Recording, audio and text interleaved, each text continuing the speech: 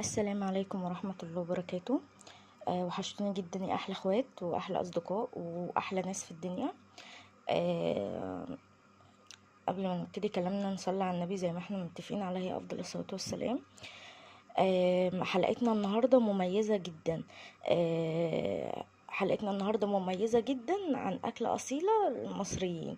يعني أي حد بيجي من بره بيبقى عايز بيطلب الأكلة دي اللي هو الكشري، بيطلبه لأن هو مميز جدا ومش موجود في كل مكان. وبصراحة محدش بيعرف يعمله حلو إلا احنا المصريين. وطبعا كل ست بيت بتعرف تعمله، بس أنا النهاردة هعمله معاكم بطريقة مختلفة. و يعني ان شاء الله تكون طريقته قريبة من طريقة المحلات. يلا بينا تعالوا نشوف مقاديرنا ايه. معايا مكرونة من اللي هي سباكيتي وانا مكسراها، ومعايا مكرونة من التانية اللي هم بيسموها تحمير او صعيدي حاجة زي كده، ومعايا عدس، ومعايا رز، ومعايا شعرية. ويعني ما تركزوش مع العلبة انا يعني ابني كان بياخد لبن صناعي وكده، فما كنتش برمي العلب دي بصراحة، كنت بغسلها وبشيلها. علشان مثلا لما اجيب اكياس مثلا شعريه مكرونه كده وتتفتح اقوم حطها فيها واقوم قافلاها كويس واشيلها بدل ما تتشال بكيسها. ومعايا هنا حمص منقوع، ومعايا شفشق طماطم، ومعايا كيلو بصل متقطع حلقات زي ما انتوا شايفين كده. تعالوا بينا بقى نشوف هنعمل ايه.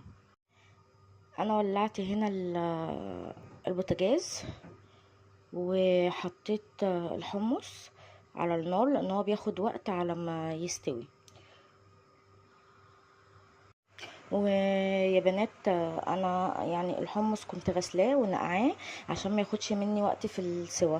انت يوم مستعجله وما نقعتهوش مفيش مشكله، عادي اغسليه وحطيه في ميه وحطيه على البوتاجاز. بس يعني هو الفرق ايه؟ ان هو منقوع هياخد مثلا بتاع نص ساعه ايه سوا على البوتاجاز، لكن هو مش منقوع هياخد مثلا ايه بتاع ساعه. فهي دي القصه يعني، فعشان ما يطولش معاكي.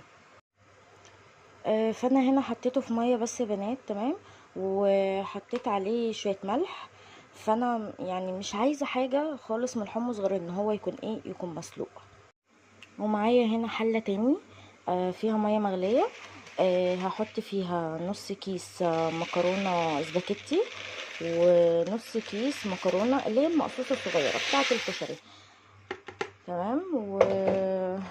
وطبعا المكرونه الاسباجيتي تكسروها شويه علشان ايه تعرفوا تاكلوا.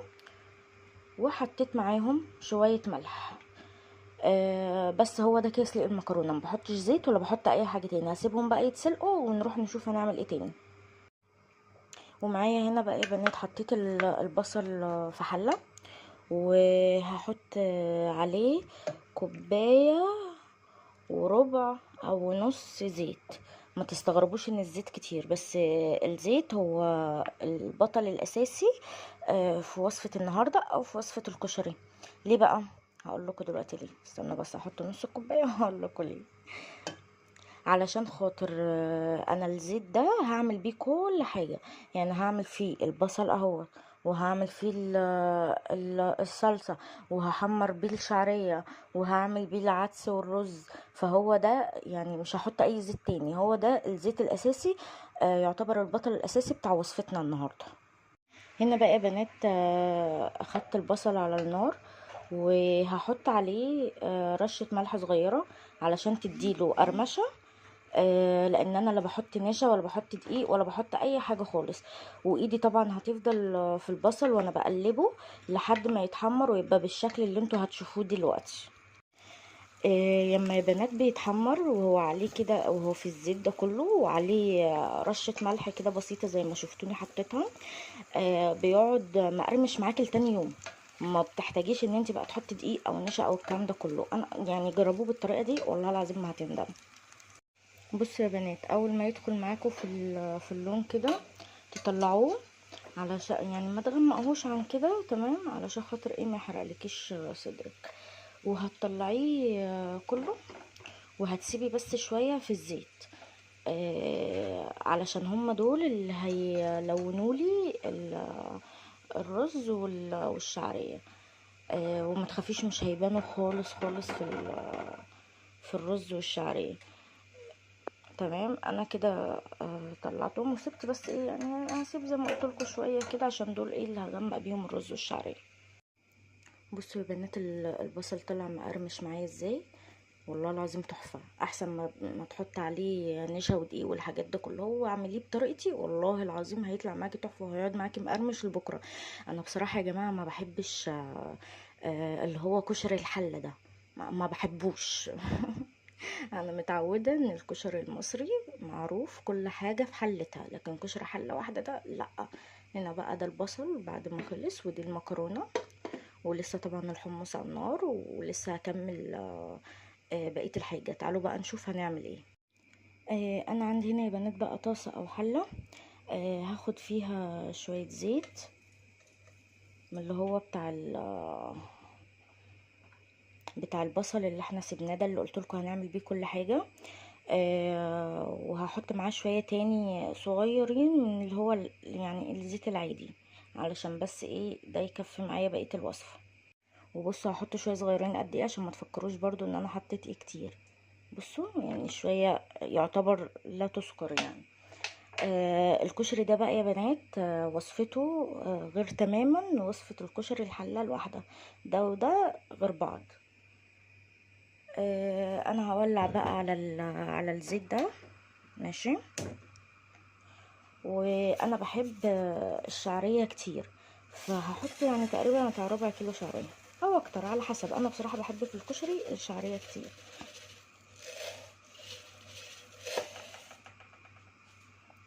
وهحمرها بقى ومش هغمق برضو لونها قوي، وخليكم معايا اوريكم لونها هيبقى عامل ازاي. انا هنا بقى يا بنات بقلب بسرعه لان الحله والزيت كانوا سخنين جدا، فبقلب بسرعه عشان الشعريه ايه بتاخد يعني بتلون بسرعه عشان ما يبقاش فيه واحده لون وواحده لون. وانا بعمل بقى الشعريه كده. لسه طبعا المكرونه خلصت والبصل خلص، لسه بس الحمص بيستوي على النار. وبعد ما هخلص الشعريه هندخل بقى ايه هنعمل العدس اللي هو ايه يعني اخر حاجه قبل نهايه الكشري ان شاء الله. وعلى فكره والله العظيم الكشري مش بس سهل جدا، لا كمان ما بياخدش وقت معاكي، يعني مثلا نص ساعه، ساعه الا ربع، قولي ساعه. ف يعني لو مستعجله حتى ومش عارفه تعملي اكل ايه هتقومي تعمليه على طول، لانه سهل جدا ومش متعب وبسيط. طيب يا بنات بصوا هنيجي هنا في نفس الحله او الطاسه اللي احنا عملنا فيها الشعريه. انا طبعا نقلت الشعريه في حاجه تاني. هنعمل بقى ايه، هحط شويه زيت برضو من بتاع البصل،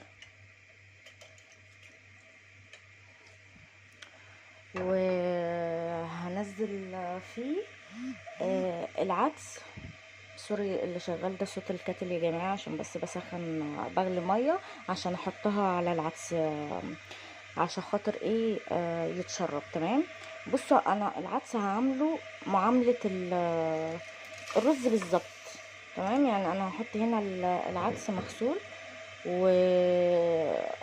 وخدي بالك ان انت لما هتحطي الميه هتحطيها فوق، يعني على وش العدس بالظبط، ما تزوديش عن كده، لان هو العدس ما بياخدش سوا، علشان ده عدس من السوبر ماركت عادي، لكن مش العدس البلدي. لو العدس البلدي هياخد سوا معاكي. فانا بقى هنا هولع النار، والعدس ده هحط عليه شويه ملح وشويه كمون وشويه كزبره، وهنقلبهم مع بعض نفلفله، يعني هعمله زي معامله الرز، هنفلفله كده زي الرز. هوريكم انا برضو دلوقتي هنعمل ايه. فهنفلفله كده زي الرز. واول ما احس ان هو اتفلفل كده خلاص وقعد مثلا بتاع 5 دقايق ولا حاجه زي ما بعمل مع الرز بالظبط، هنحط ايه الميه المغليه عليه. بصوا يا بنات انا هنا حطيت الملح والكمون وشويه كزبره، هي دي بهارات النهارده في الكشري، مش هحط حاجه ازيد من كده ولا حاجه اقل من كده. ما بحبش الافتكاسات بصراحه، هو الكشري معروف بهاراته كده. هقلب بقى كده تمام لحد ما احس ان هو فلفل شويه، وتكون برضو الميه غليت، وبعدين هحط الميه على وشه بالظبط وهغطيه وهسيبه ايه يتشرب الميه ويستوي، يعني زي ما قلت لكم هعمله معامله الرز بالظبط. بصوا يا بنات انا حطيت الميه اهو فوق العدس بالظبط زي ما انتم شايفين، واول ما اخد غلوه كده وطيت عليه خالص وهغطيه وهسيبه بقى ايه، يعني زي ما قلت لكم هعمله معامله الرز، هسيبه بقى ايه يتشرب، ونيجي بقى على المرحله اللي بعديها. بصوا بقى يا بنات، هنا انا جبت حله تاني، خدت فيها شويه زيت من اللي هو بتاع البصل اللي انا عملته معاكم في الاول، وحطيت هنا 3 4 فصوص كده بس كبار حلوين، عشان اعمل بقى ايه المرحله اللي قبل الاخيره الصلصه. تمام، فهقلبهم كده مع بعض بس شويه كده لحد ما تتحمر. نقلب مع بعضينا كده. لا تعرفوا يعني انا بحب انا صوت اللي هو التشتيش بتاعها ده.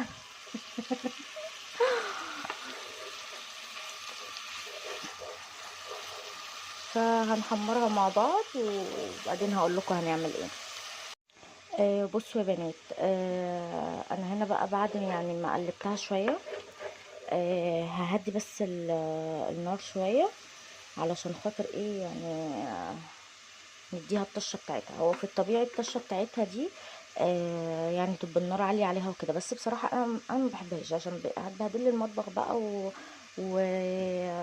وكمان هتعمل صوت عالي وكده، فانا ايه بهدي النار شويه وننزل ايه بشويه الخل كده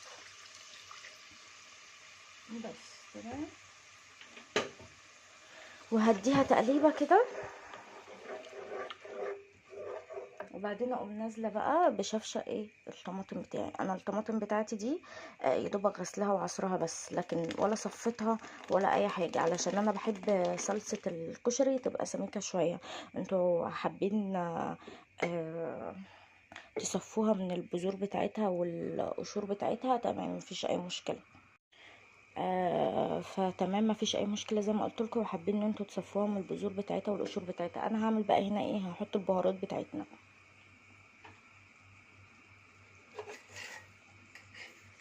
هحط معلقه صغيره من السكر عشان تعادل بس ايه حموضه الصلصه، فهحط معلقه صغيره كده من السكر. وهحط ايه، هحط شويه فلفل اسود، وهحط شويه كزبره وشويه كمون وشويه ملح، يعني زي ما قلت لكم هي دي كده ايه بهاراتنا بتاعه الكشري، ما فيهاش اي افتكاسات تانية. وهبتدي بقى ان انا ايه بعد ما احط البهارات اقلبها بقى واسيبها ايه اوطي عليها واسيبها بقى ايه تتسبك وتتقل مع نفسها. هقلبها بقى كده يا بنات. وطبعا يعني بعد ما اقلبها زي ما قلت لكم ايه هغطيها واوطي عليها، مش هغطيها يعني هوطي عليها واسيبها ايه تتسبك كده مع نفسها. وطبعا لو عايزه ملح تاني انتوا بقى هتدوقوا بقى تشوفوا، لو عايزه ملح تاني تضيفوا لها ايه، تضيفوا لها ملح. انا كده قلبتها وتاخد بس غلوه كده وهوطي عليها. بصوا يا بنات، هنيجي بقى هنا ايه يعتبر للمرحله اللي يعني الاخيره، الحاجات اللي بقى بعد كده بسيطه.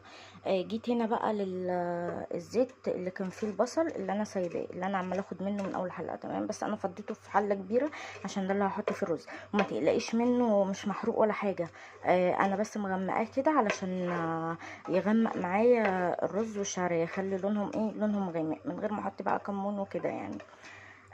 هعمل بقى هنا ايه، انا مولعه عليه، فهحط الرز او الشعريه الاول.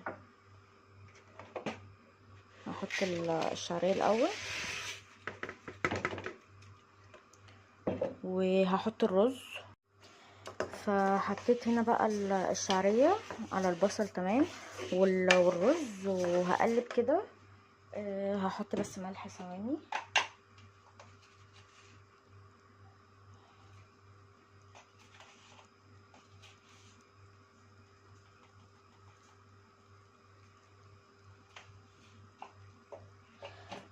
حطيت ملح.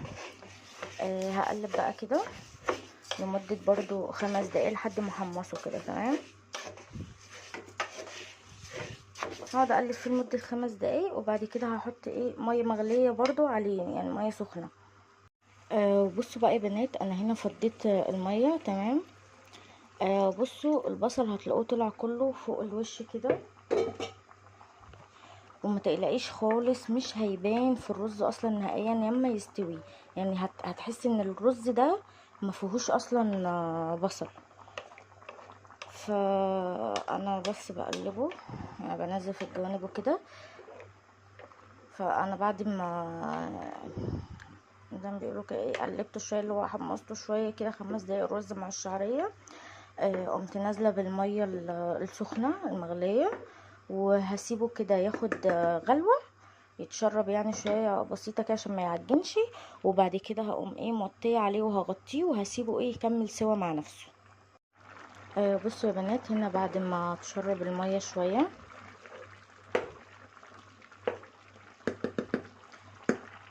هوطي بقى عليه وهغطيه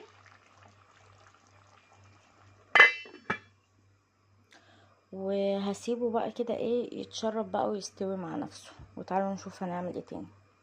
هنيجي بقى هنا يا بنات للدقه. انا حطيت هنا ايه يعني شويه فلفل حراق. انا مرضاش اكتر عن كده عشان يعني معايا هنا في البيت في اللي بيحب الشطه وفي اللي ما بيحبش الشطه. وهحط معاها مثلا 3-4 فصوص توم كبار كده حلوين، وهفرمهم وهوريكم هنعمل فيهم ايه. هنا يا بنات بعد ما فرمت الفلفل والثوم هفضيهم بقى في العلبة دي. وفضيتها كده يا بنات. في المحلات بقى بيعملوا ايه، بيحطوا عليها ملح وشوية كمون وخل بس كده، هي دي بتبقى الدقة. بس انا بصراحة مش عايزة اعملها بخل بس عشان ما تبقاش ايه مززة قوي، فهحط ايه، هحط شوية خل كده، مش هكتر برضه عشان ما تبقاش يعني مززة قوي. وهحط هنا عصرة ليمونة، هعصر ليمونة عليها. عصرت هنا الليمونة. هحط بقى شوية ملح وشوية كمون، وهحط الباقي مية بقى عشان بس تضيع ايه يعني طعم مزازة الخل شوية، عشان احنا مش من عشاق الخل يعني. وبس كده هقلبهم بقى مع بعض، وهي بقت معانا احلى دقة. بقت معانا هي احلى دقة. لو عايزة بقى توديها على النار تاخد غلوة مفيش مشكلة. انا كده كده بوديها على النار تاخد غلوة، بس لما جوزي بيجي ياكل وكده، لان هو عبد الله ما بيحبش ياكل الكشري بصلصة، بياكله بالدقة يعني. انا عمري ما شفت حد بياكله بالدقة اللي هو فبيحبها سخنة، فبديها غلوة كده ايه على النار. لكن انا بعملها دلوقتي كده ايه كلها على بعضها. وكده هيبقى فاضل معانا الشطة. بس بصراحة مستنية حماتي تصحى عشان اجيب منها معلقتين شطة، عشان الشطة اللي عندي خلصت بصراحة يعني. فهعملها معاكم اول ما تصحى ان شاء الله. طيب يا بنات، دلوقتي الكشري خلص معانا. انا ما عملتش بقى شطة عشان عبد الله قال لي لا خلاص مش عاوز، مش لازم تعملي. ودي ايد ابني طبعا فده يعني شكل الكشري بعد ما خلص. واهم حاجه الشكل يا جماعه. يعني لان العين بتاكل قبل البق، تمام. فده كده شكل الطبق اهو بعد ما خلصنا. اتمنى تكون وصفه النهارده عجبتكم. ولو لسه جديده في قناتي ما تنسيش تشتركي، تعملي سبسكرايب وتفعلي الجرس عشان يوصلكوا كل جديد. وما تنسينيش بقى في اللايك والشير. باي باي، هتوحشوني.